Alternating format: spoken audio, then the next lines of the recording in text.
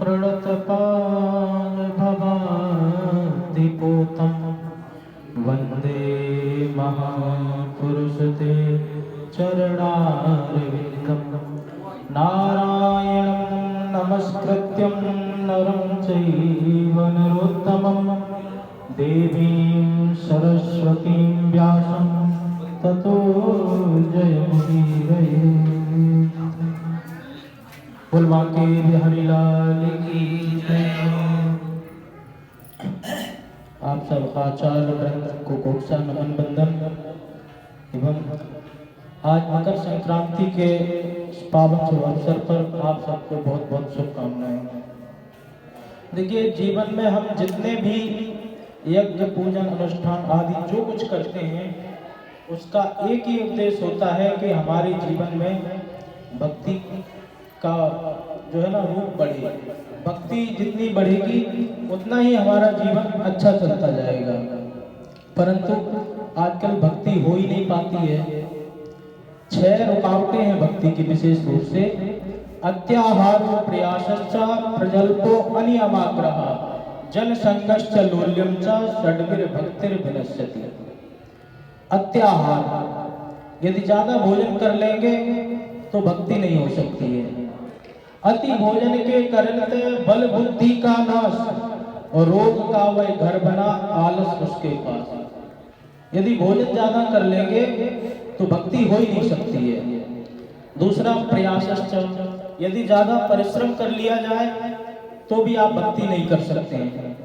शरीर की उतनी ही कैपेसिटी है, थक जाएगा तो भक्ति हो ही नहीं पाएगी। प्रजल्पो अनियमाग्रह, यदि दिनचर्या शैली ठीक नहीं है, कभी सो रहे कितने बजे भी उठ रहे हैं, तब भी भक्ति नहीं हो सकता है। अनियमाग्रह जन संगश्च, ज्यादा लोगों का संग करेंगे तो फिर उन्हीं की वृत्तियां मन में आएंगी, तब भी नहीं हो सकता है। लोल्य मन होता है हंसी मजाक, यदि ज्यादा हंसी मजाक चलती रहेगी तो भी भक्ति में ज्यादा आपका मन नहीं लगेगा। तो ये जो 6 चीजें हैं ये भक्ति की रुकावट है। परंतु भगवान को कोई अपने किसी योग से जपता है, कोई किसी से भी भजता है। 13वें अध्याय के अंतिम में ही भगवान उपदेश दे रहे थे गीता में। तो ध्याने नात्मनि पश्यन्ति केचित् आत्मनमात्मना अन्ये सांख्येन योगेन कर्म योगेन चापरि। कोई हमें ध्यान योग से भजता है, कोई कर्म योग से भजता है, कोई ज्ञान योग से भजता है।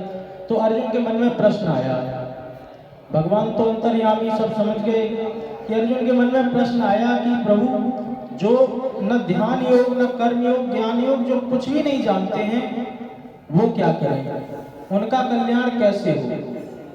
तो दूसरे ही अगले ही श्लोक में उन्होंने उसका निराकरण भी दे दिया। अन्ये त्वेव मनाजन्ता श्रुत्वा नेभ्या उपासते तेपि चाति तरन्तेव मृत्यु श्रुति परायण। जो व्यक्ति ध्यान योग कर्म योग ज्ञान योग नहीं जानते हैं तो वो हमें एक अन्य तरीके से पा सकते हैं, अन्य तरीके से अपनी मुक्ति का साधन बना सकते हैं। तो अन्येव त्वा जनता, वो अन्य है क्या, श्रुत्वा नेभ्या उपासते, सुन करके हमारे चरित्रों का गान करके सुन करके मृत्यु श्रुति परायण, वो मृत्यु लोक से पार चले जा सकते हैं।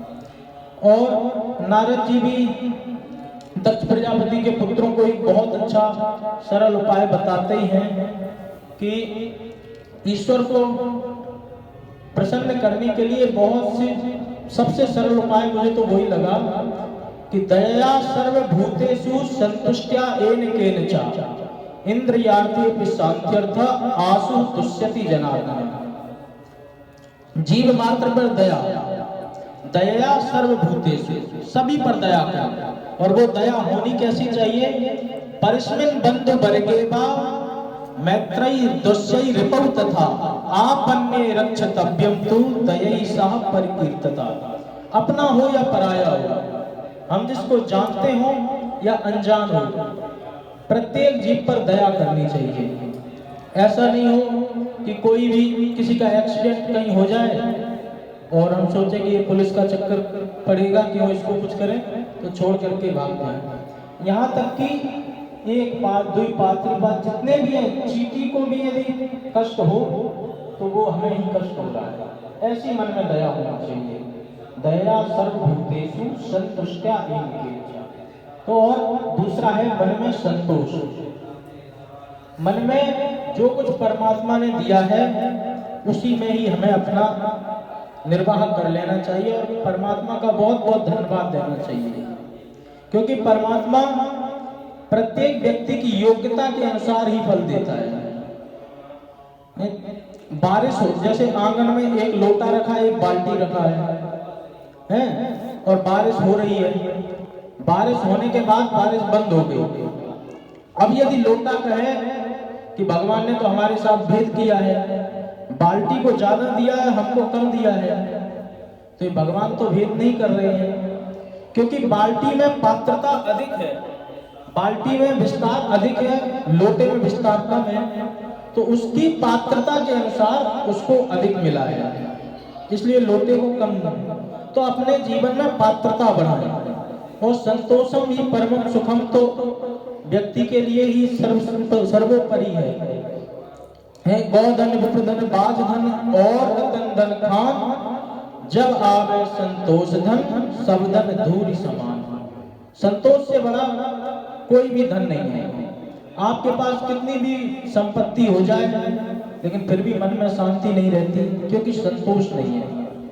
एक सेठ जी ने पूछा मुनीम जी से कि हमारे पास कितना धन है, तो उन्होंने कहा मोटा मोटा लगा करके देखें तो आपकी 7 पीढ़ी आराम से खा सकती हैं, कुछ ना करें तो भी।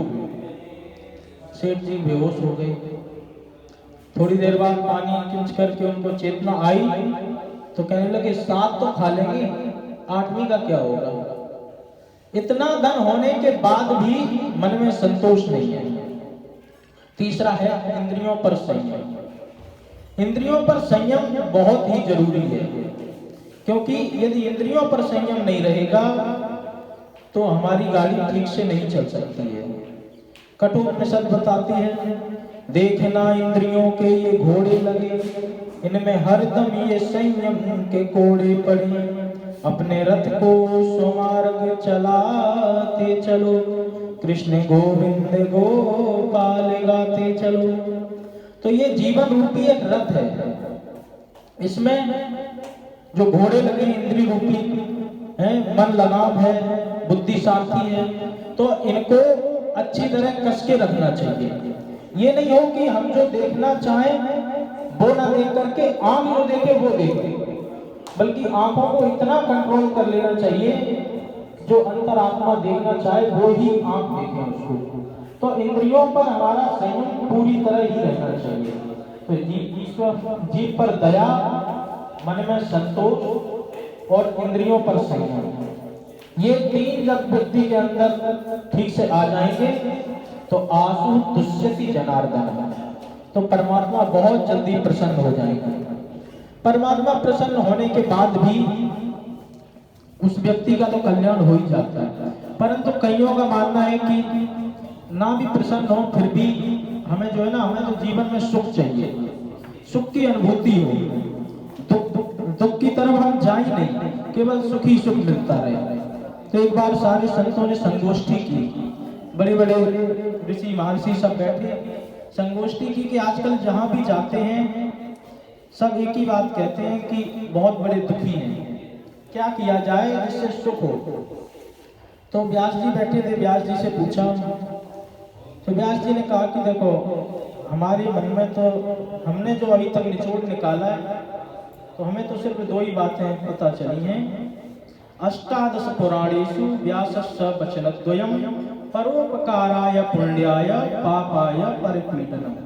4 वेद 6 शास्त्र में बात मिली है 2, सुख दीने सुख होते हैं, दुख दीने दुख होए।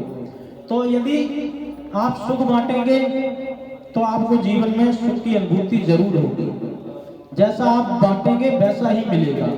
बोए पेड़ बबूल के आम कहां से हों, तो जैसा करोगे वैसा ही परिणाम स्वरूप आपको फल जरूर मिलेगा।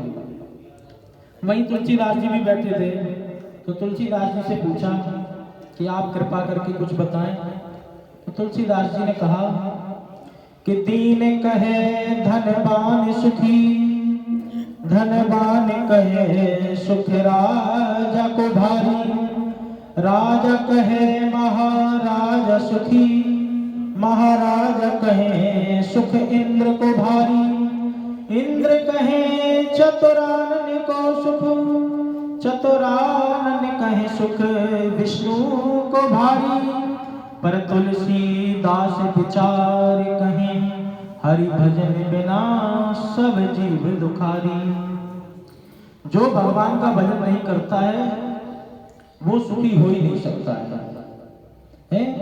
कोई तन सुखी, कोई मन सुखी, कोई धन बिन रहत उदास, थोड़े थोड़े सब दुखी, सुखी राम के दास। राम के दास ही जो है वो पूर्णतः सुख पा सकते हैं। राम के दास कभी न हो उदास, बाकी सब हताश। तो तुलसीदास जी ने अपना मत रखा। नानक देव जी भी बैठे थे, उनसे पूछा आप कृपा करके कुछ बताएं कि व्यक्ति कैसे सुख पाए। तो उन्होंने कहा कि व्यक्ति को सुख पाने के लिए उन्होंने भी अपना तर्क दिया। नानक दुखिया सब संसारा, जो सुखिया सो नाम आधारा। वही व्यक्ति सुखी है जो परमात्मा के नाम के साथ में जुड़ा हुआ है। और कबीरदास जी भी वहीं बैठे थे, तो कबीरदास जी से पूछा कि आप भी कृपा करके बताएं।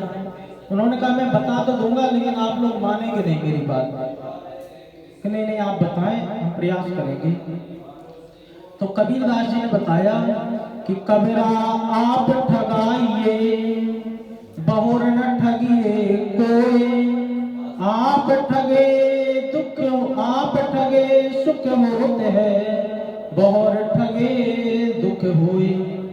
यदि अपने आप को ठगाते रहोगे तो कोई परेशानी नहीं है।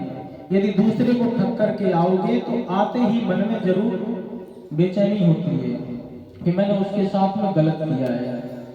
तो समय का अभाव देखते हुए सर्वे भवन्तु सुखिनः, सर्वे सन्तु निरामया, सर्वे भद्राणि पश्यन्तु, मा कश्चित् दुःखभाग् भवेत्।